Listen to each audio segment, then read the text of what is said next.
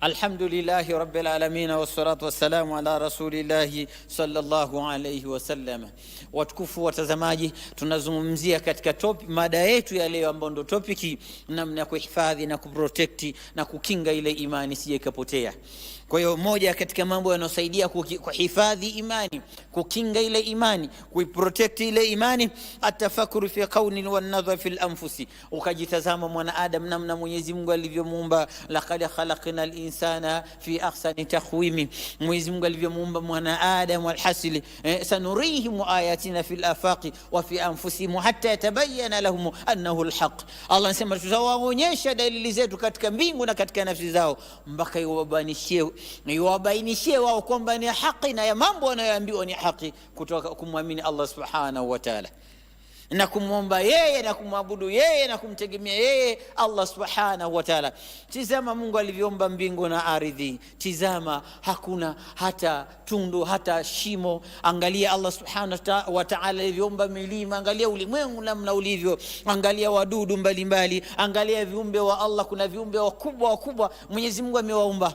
Alhasil, hiyo ni moja katika kukinga na kuhifadhi ile imani yako ya la ilaha illa Allah Muhammadur Rasulullah sije kapotea.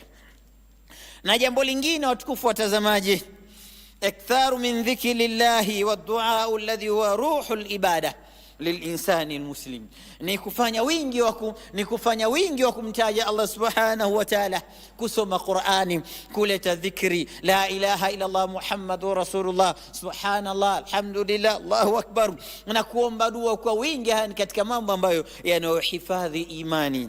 Na jambo lingine ni kufanya da'wa, wa man ahsanu qawlan mimman da'a ila Allah wa amila salihan wa qala innani minal muslimin.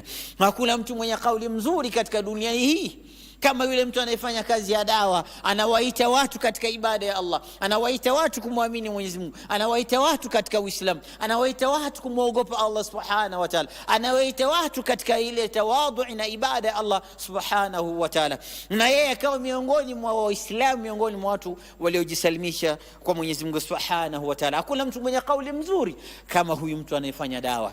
Kwa hiyo ukifanya dawa, lingania watu, waite katika ibada, katika swala, katika tilawatul Qur'an, katika kutoa sadaka na zaka, alhas kuangalia wale fuqara na masakini na yatima. Hii ni moja katika mambo yanachunga na kuhifadhi ile imani yako. Na jambo lingine la mwisho, ibtiadu anil ma'siyah, ni kujiepusha na maasiya. Ukajiepusha na maasiya, na ukifanya maasiya unaleta tauba na ile nadama na majuto haraka. Ukiona hii ni jambo mbaya maasiya, unajiepusha, kwa sababu imani inapungua kwa maasiya. Na la mwisho katika mambo ambayo yanayo tukiyafanya kwamba yanakinga na kuhifadhi ile imani yetu, maarifatu haqiqatun dunya, ni kujua ile reality ya dunia, kwamba dunia haina thamani. Dunia si chochote, si lolote. Muulize yule mtu ambaye anayekufa, yeye umepata raha yote katika dunia, atakwambia dunia haina thamani, ni mitihani tu. Ni sawa sawa umeingia mlango huu ukatokea mlango huu. Sisi ni kama wapita njia, rakibu istadhalla tahta shajara. Mfano wa dunia na maisha yetu ni kama mpita njia amepatwa na jua au mvua, akaugama chini ya mti, thumma raha wa taraka, kisha kaondoka akaacha ile miti pale. Dunia si lolote, si chochote, haina thamani. Isije kudanganya dunia, ukamkosea Mola wako, ukamwasi Mola wako, ukamshirikisha Mola wako. Isije dunia ikakughurri ukauza akhira yako. Ndio ile mshairi anasema, numazziku dinana wa nuraqi dunyana, la dinu yabqi wala ma nuraqi. Tunaichana ile imani yetu na akhira yetu na dini yetu, tunaipiga viraka dunia, lakini hakuna kinachobaki. Mtu hapati faida, anaondoka sufuri, hana chochote. Kwa hiyo ndugu yangu, tengeneza akhira yako, jenga akhira yako, isije kughurri dunia ukamkosea Allah subhanahu wa ta'ala. Mwenyezi Mungu anasema, daraballahu mathalan wa daraballahu mathala alhayati dunya kama anzalnahu minas samai. Mungu anapigia mfano maisha ya dunia ni kama vile mvua imenyesha, kisha majani yakakua yakaota, kisha kiangazi kikaja, majani yale yakakauka. Ndio sasa mwanadamu amezaliwa, amekuwa mkubwa, ameenda, mwisho ni nini? ni kifo. Mahma tala lailu, hata usiku ukiwa mrefu asubuhi itaingia. Fala buda min tulu'i alfajri wa mahma tala al-umru fala buda min dukhuli al-qabri, na hata umri ukiwa mrefu siku moja utaingia kaburi, watu watasema inna lillahi wa inna ilayhi rajiun. Watukufu watazamaji, haya niliyozungumzia na kuombeni na kuihusia nafsi yangu tuyafanyia amali, tuyatende. Haya ni katika mambo ambayo yatahifadhi na kuprotect ile imani yetu ya la ilaha illa Allah Muhammadur Rasulullah, ambao moja katika faida ya imani ni tiketi yako wewe, au ni passport au ni visa itakayokupeleka kwa Mwenyezi Mungu katika janna ya Allah Subhanahu wa Ta'ala. Na muomba Mungu mimi na nyinyi tuingize katika janna. Maashara sada, اذكروا آيات الله يقول إن الله وملائكته يصلون على النبي يا أيها الذين آمنوا صلوا عليه وسلموا تسليما. اللهم صل على محمد وعلى آل محمد كما صليت على إبراهيم وعلى آل إبراهيم إنك حميد مجيد. ورضى اللهم عن الخلفاء الراشدين خصوصا منهم أبو بكر وعمر وعثمان وعلي وأن تابعين لهم بإحسان إلى يوم الدين. اللهم أعز الإسلام والمسلمين وأذل الشرك والمشركين برحمتك يا أرحم الراحمين. والحمد لله رب العالمين. عباد الله، وأقيموا الصلاة إن الصلاة كانت على المؤمنين كتابا موقوتا. الله أكبر.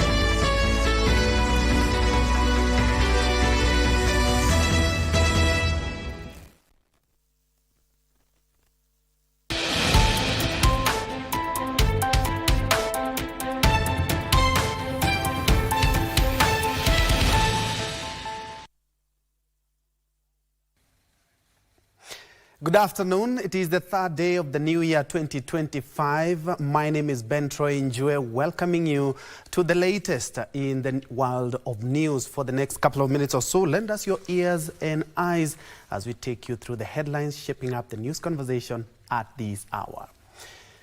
Straight to the news. A section of religious leaders in Malindi, Kilifi County, has strongly condemned the increased cases of abductions in the country. Led by Kilifi County JCC Bishop Thomas Kakala, the leaders have called on the government to immediately end kidnappings in the country and ensure those held in captivity are released. His sentiments were echoed by Kilifi County human rights activist Mohamed Famau, who regretted seeing frustrations on many families who do not know the whereabouts of their kin till now. Hii tabia ikome. Kama tuliomba, tutaomba tena. Wekeni sheria itakayosaidia atakayefanya kupita hapa, adhabu yake ni hii. Tujue ili wanaofanya hivyo washikwe, washtakiwe.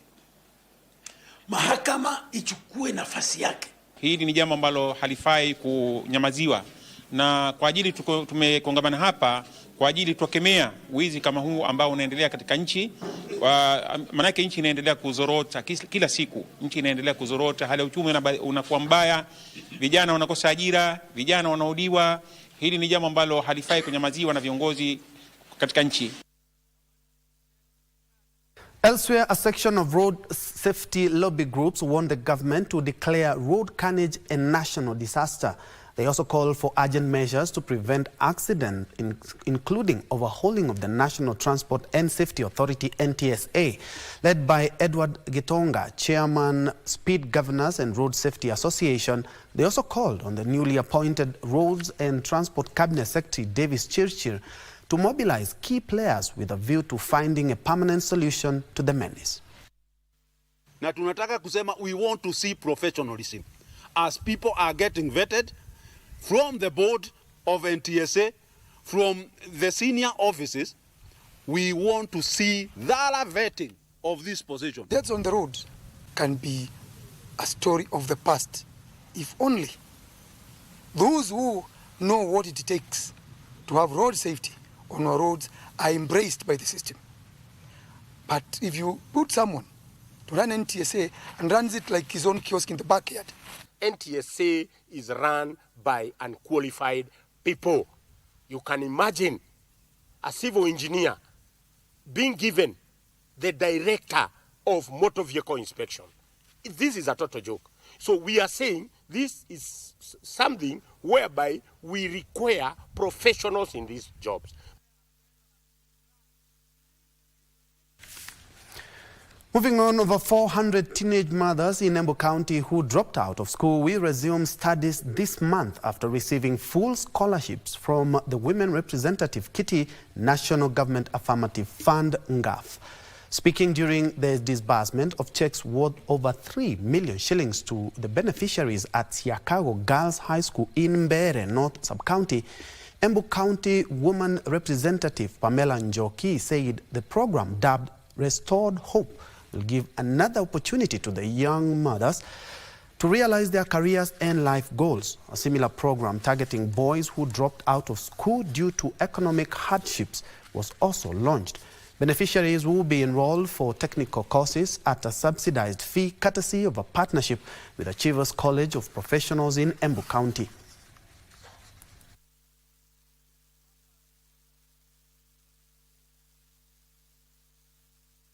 Pesa ya basari katika ofisi ya Mama County na si Embu peke yake, ni 47 counties, ni pesa kidogo sana kwa sababu pa quota unapata kama mimi Embu County napata 1.2 million, na hiyo pesa 1.2 million na ninapaswa kushughulikia 20 wards ama ward 20 katika Embu County. Nilidrop shule 2019 juu ya kukosa school fee, nikaenda nikaolewa for 4 years, maisha ya doi ikakuwa ngumu, nikatoka struggle sana nikiingia shule, mamangu hakuanga na fees.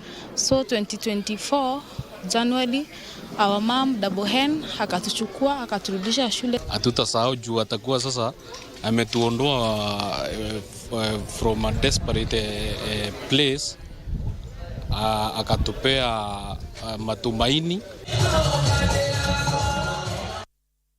And from that noble cause to some politics, where a group of ODM members from Homa Bay Town constituency in Homa Bay County is pushing for the nullification of the submitted list of winners in the recent party primaries, citing discrepancies in the results from the polling stations.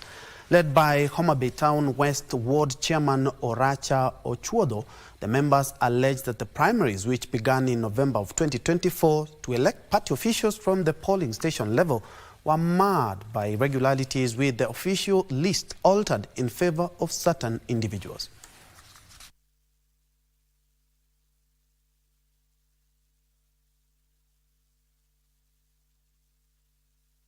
Even before election of the National Election Board started on 27th, already our MP has called the meeting and appointed all the party members from the grassroots up to the constituency level. Now we are annoyed about that. There's a list that was taken to Nairobi by our MP Peter Pondokaloma, who I don't know his position in the party, but if he has, then he has no mandate to have a list of his own that can be given to the National Election Board to be validated as the elected members of ODM party.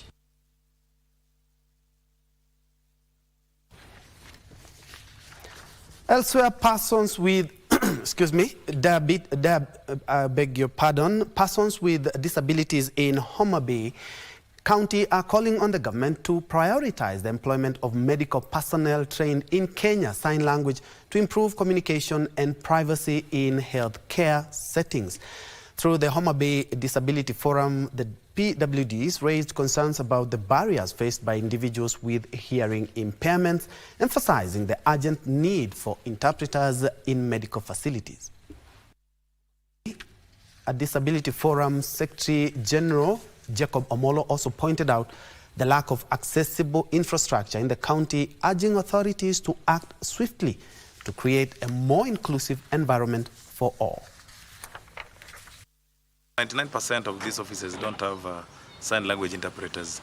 And I believe we say today that at least the public offices, the health facilities, where persons with disabilities go for health sick. So we say that they ought to be put so that it can maintain confidentiality and information flow when dealing with majorly the deaf, persons with partial deafness or complete deafness or speech problems, so that their issues and majorly the health issues can be captured. And from Homabay to Marsabit, where residents of Burarat village in North Hall constituency, Marsabit County, have decried poor mobile connectivity. The situation has forced them to walk over 35 kilometers to make mobile money transactions and phone calls. The villagers say they can either trek for over 25 kilometers to Huri Hills or 35 kilometers to Forole area to access the critical mobile phone services. Led by their leaders, they want the issue addressed, saying that the village continues to lag behind in terms of development. The village is said to host over 500 households. One of the biggest problem, there's no network connectivity. Then there's also this issue of healthcare. This place, they never had anything related to the healthcare. They can even tarmac almost up to 100 and not 100, almost 45 kilometers to seek for health. When they get, let's say, money for hunger safety net, they have to go all the way to Huri Hills or even Maikon or Kalacha. So it's really causing a lot of challenge to them. But I have personally taken up this with the Communication Authority of Kenya and also Safaricom. And we are working on the modality of really putting up a mast in this place so that they get connectivity.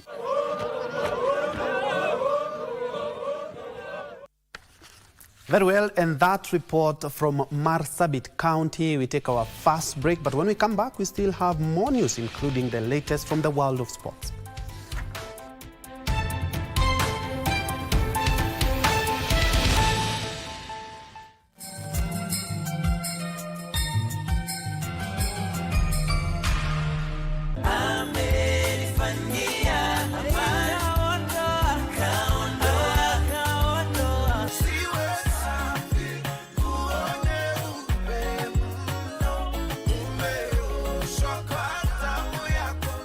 I've seen many people set goals, write New Year resolution, but they never materialize because without these three things, they will never come. There are 6 areas that I want us to look at: your health, your academics, your finances, your spirituality, your family, and your relationships. In the corporate world, they say your net worth is equal to your network. So there are relationships that you need to pursue. Strategize on the 6 pillars, and you're going to have a very balanced 2025 and a very healthy 2025.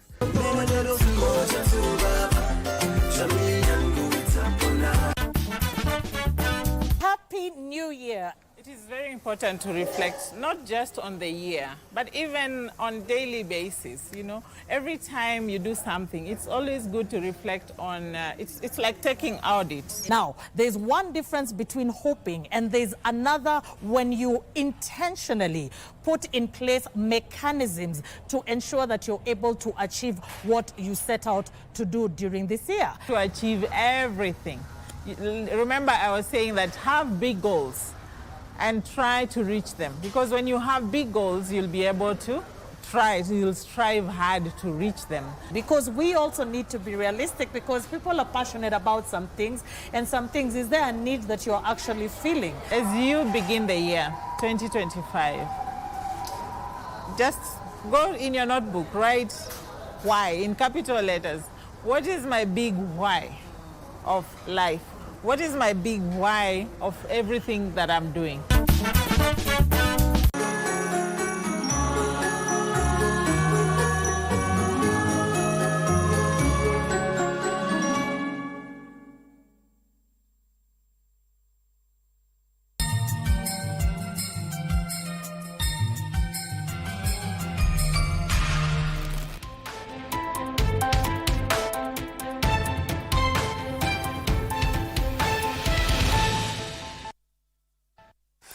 Welcome back and many thanks for keeping me company.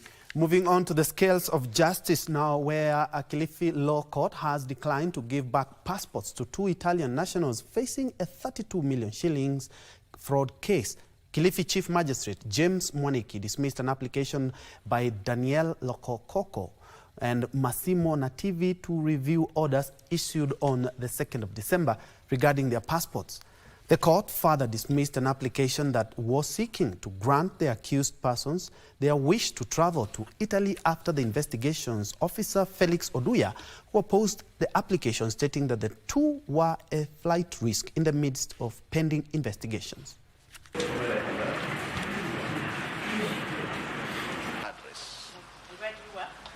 Dove lavori? Attualmente, da quando ho compiuto...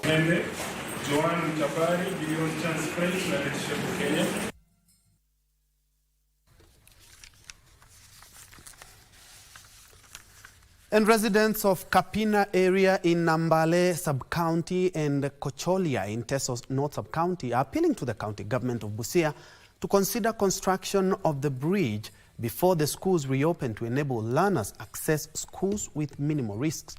The residents criticized the county government of Busia for the poor state of the road and the bridge following recent floods in the area.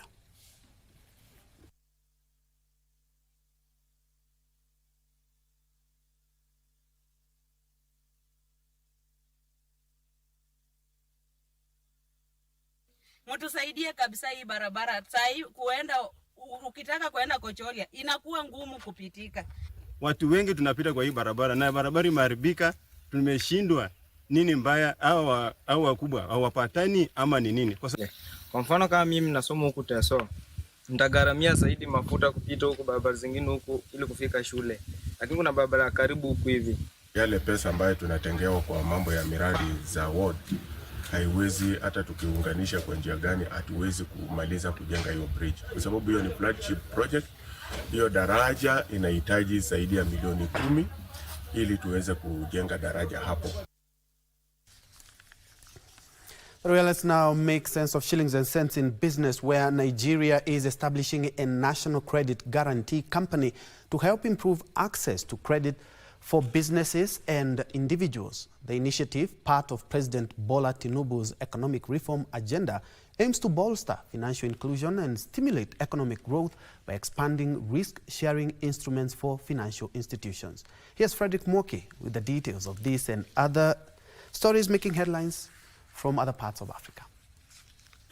Nigeria's President Bola Tinubu says his administration is seeking to strengthen the confidence of the financial system, expand credit access and support undeserved groups such as women and the youth.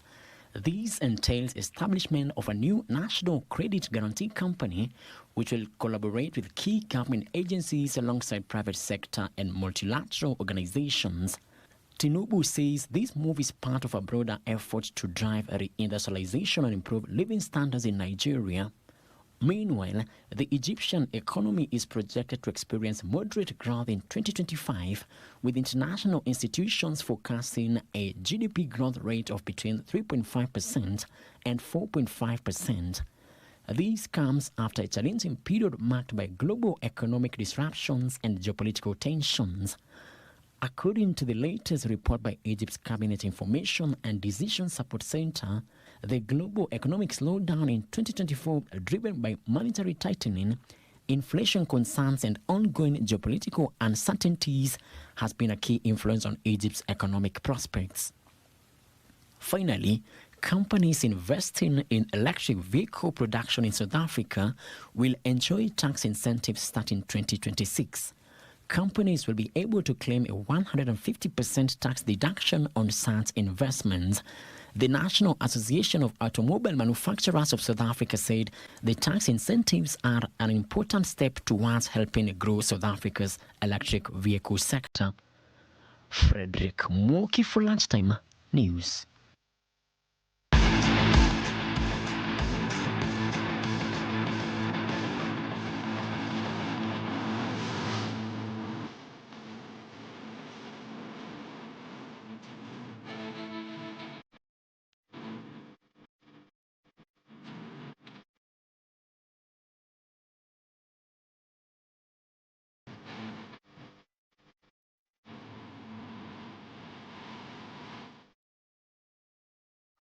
And in sports, Kenya Police FC player Aboud Omar has been appointed as captain of the Harambee Stars team to the 2025 Mapinduzi Cup, which kicks off today in Pemba Island. The experienced defender, who has been a key figure in the national soccer team, said he will lead from the front to ensure a victorious outing in the regional event.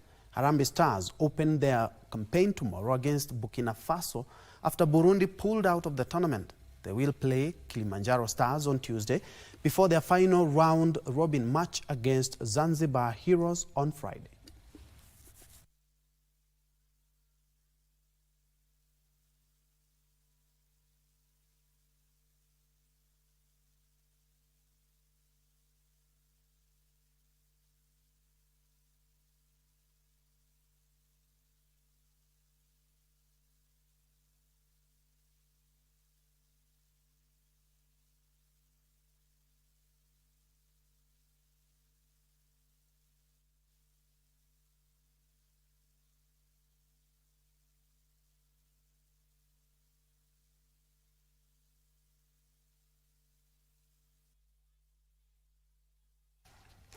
All the best to our boys.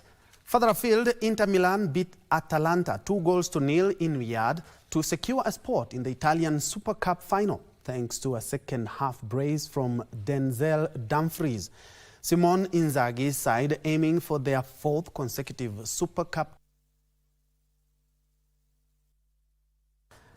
Very well, that's where we put a cap on KBC Lunchtime News this 3rd day of January 2025. Have a blessed year ahead, and we'll also, in our subsequent bulletin, we will also bring you the report in regards to the burial ceremony of National Assembly Speaker Moses Masika Wetangula and Tim Wanyonyi, the Westlands MP, burial Mother Anna Wetangula. That will be in our subsequent bulletin. But don't forget to check out our social media spaces for more news. My name is Bentro Njue, and Byron Abuli has been my colleague on the sign language interpretation. To have a good one.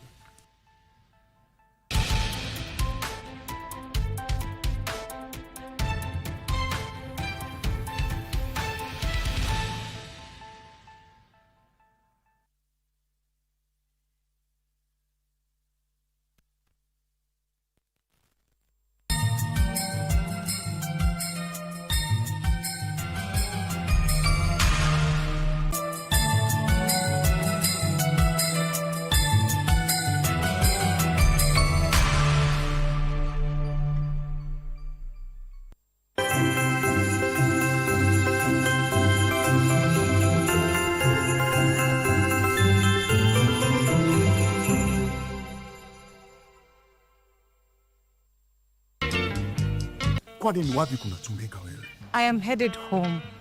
Just kuja tukutane huko. I've got nothing to discuss with you or with your family. Who is blowing your phone? Tell me the truth. Is Kaikara still digging? Kaikara will never rest until this is Black Eagle under. Why do you have to keep on bringing my late husband's name every time you talk about hurting us? You know, Joel would never forgive me if I hurt his first love. Besides, you're on my payroll. And Nick, no side shows. No side shows. You're sounding more scared than I am. Because he's suspecting. Well, if he doesn't have any proof, I'm safe. That is the point.